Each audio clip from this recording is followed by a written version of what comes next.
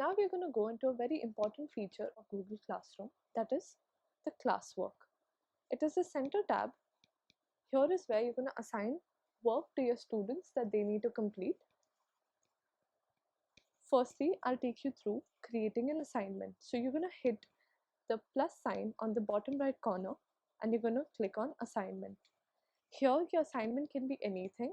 You can say write a short note on dinosaurs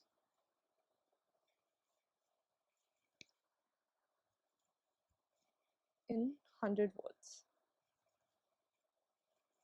If you need to add additional description, you can do that. If you want to grade the assignment, you can assign points that these are for say 5 marks or 5 points, or you can leave them unmarked.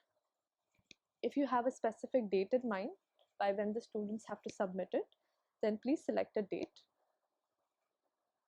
and a topic, that is yes.